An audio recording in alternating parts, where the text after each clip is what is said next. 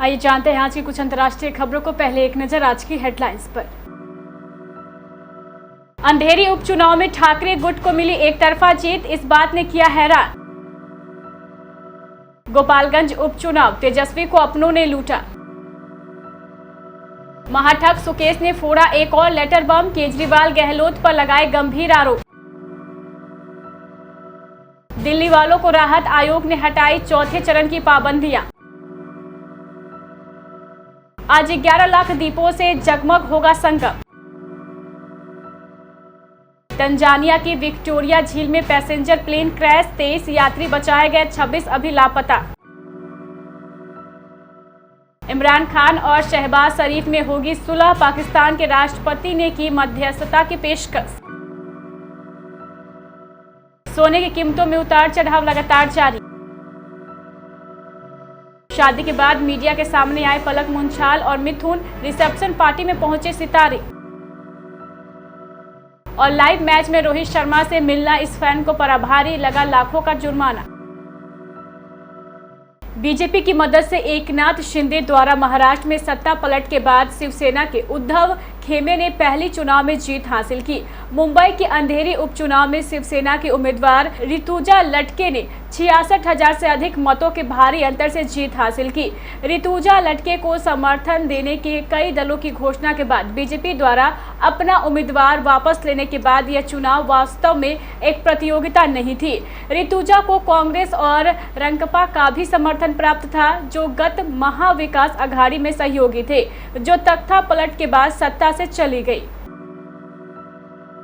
बिहार की गोपालगंज सीट पर उपचुनाव में बीजेपी उम्मीदवार कुसुम देवी ने राजद प्रत्याशी मोहन प्रसाद गुप्ता को 1794 वोटों के मामूली अंतर से हरा दिया। लेकिन रिजल्ट के बाद आए आंकड़ों से पता चलता है कि असदुद्दीन ओवैसी की AIMIM ने अब्दुल सलाम को उम्मीदवार बनाकर उतारा था।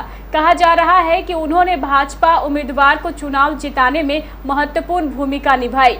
चुनाव आयोग के आंकड़ों के मुताबिक AIMIM उम्मीदवार अब्दुल सलाम को 12,214 वोट मिले, जो बीजेपी उम्मीदवार कुसुम देवी के जीत के अंतर से करीब 7 गुना अधिक है।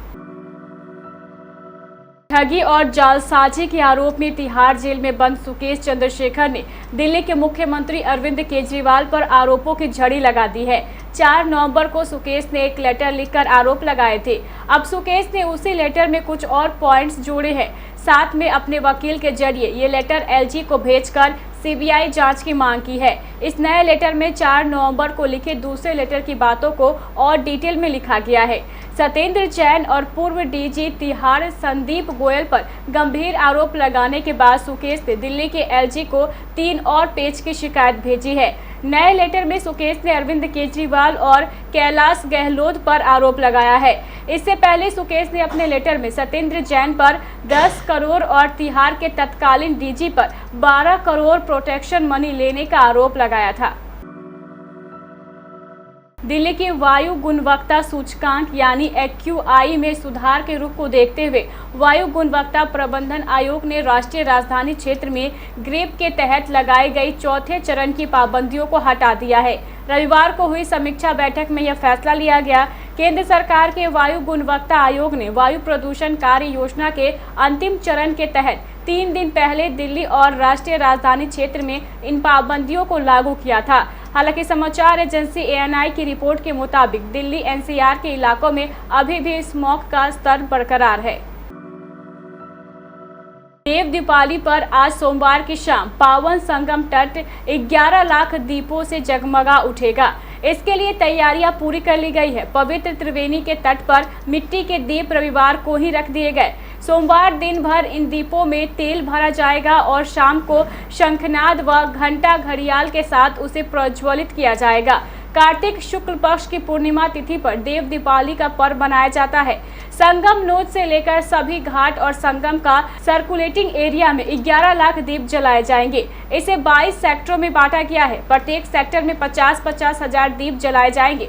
इसके लिए प्राथमिक, पूर्व माध्यमिक व माध्यमिक विद्यालयों के 45,000 छात्र छात्राओं के साथ ही 2 दर्जन सरकारी विभागों के अधिकारी, कर्मचारी तथा 130 संगठनों के लोग लगाए गए हैं। इसके बाद लेजर शो का आयोजन होगा। संगम नोच पर ही भव्य आतिशबाजी भी होगी। इसके बाद सांस्कृतिक कार्यक्रम आयोजित किए जाएंगे।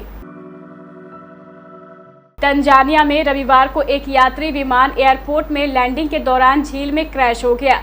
समाचार एजेंसी एएफपी की रिपोर्ट के मुताबिक प्रिसीजन एयरलाइंस का घरेलू विमान जिस वक्त बुकोबा में लैंड करने जा रहा था, ठीक उसी वक्त पायलट का नियंत्रण छूट गया।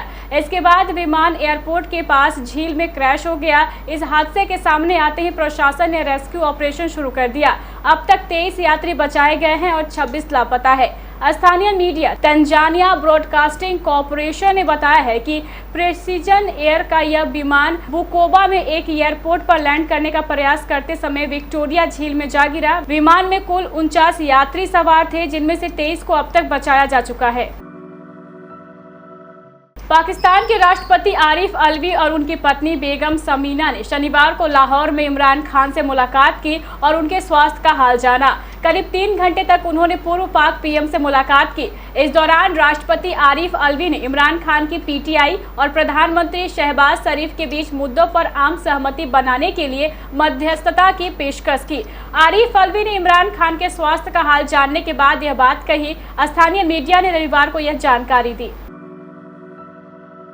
वैश्विक स्तर पर सोने चांदी की कीमत में उतार चढ़ाव लगातार बना हुआ है। भारतीय बाजार में एक बार फिर से सोने के भाव में गिरावट दर्ज की गई, जिसका असर बिहार में देखने को मिला है। हालांकि बिहार में सोने के भाव में बढ़ोतरी हुई है। पटना में आज 10 ग्राम 22 कैरेट गोल्ड का रेट 48,450 रुपए है। वहीं 10 ग्राम 24 कैरेट सोने का भाव 50,870 है। बता दें, पिछले कई दिनों से सोने के भाव में उतार चढ़ाव जारी है।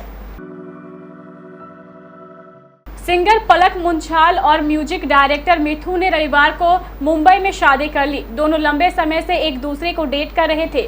चाहूं मैं या ना फेम सिंगर पलक ने शादी के बाद सोशल मीडिया पर तस्वीरें शेयर की है। उन्होंने बताया है कि आज वो हमेशा के लिए एक हो गए। शादी के दिन पलक ने लाल रंग का लहंगा पहना, जबकि मिथुन ने बेज और मरून कलर का शेरवानी कैरी किया। शादी की रस्में करीबियों के बीच हुई। रविवार को ही उनके वेडिंग रिसेप्शन का आयोजन किया गया, जिसमें बॉलीवुड और टीवी के जाने माने सितारे पहुंचे।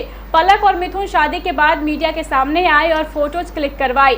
कपल की रिसेप्शन पार्टी में सोनू निगम, कैलाश खेर, रुबीना दिलैक, अभिनव शुक्ला, मुकेश भट्ट, निर्देशक मिलाप जावेरी, मधुर भंडारकर, जावेद अली सहित अन्य लोग पहुंचे। भारतीय टीम ने सुपर 12 के अपने आखिरी मुकाबले में जिम्बाब्वे को 71 रनों से हरा दिया। इस मैच में केएल राहुल और सूर्य कुमार यादव ने शानदार बैटिंग की। इसके अलावा भुवनेश्वर कुमार और मोहम्मद शमी ने अपनी बॉलिंग से सभी का दिल जीत लिया। भारतीय कप्तान रोहित शर्मा क्रिकेट फैंस के बीच बहुत लोकप्रिय है। लाइव मैच में उनसे मिलने के लिए एक फैन मैदान में घुस गया, जिसके लिए उसे बड़ा जुर्माना भरना पड़ेगा। क्रिकेट फैंस अपने पसंदीदा खिलाड़ियों से मिलने के लिए किसी भी हद तक जा सकते हैं। इसकी बानगी भारत और जिम्बाब्वे के बीच खेले जा रहे मैच के दौरान देखने को मिली। जिम्बाब्वे की पारी के 17वें ओवर में जब टीम इंडिया फील्डिंग कर रही थी, तब भारतीय कप्तान रोहित शर्मा से मिलने के लिए अचानक एक फैन मैदान में घुस गया, जिसे सुरक्षा कर्मियों ने पकड़ लिया। इसके बाद रोहित खुद उसके पास आए और सिक्योरिटी गार्ड से उसे आराम से ले जाने को कहा।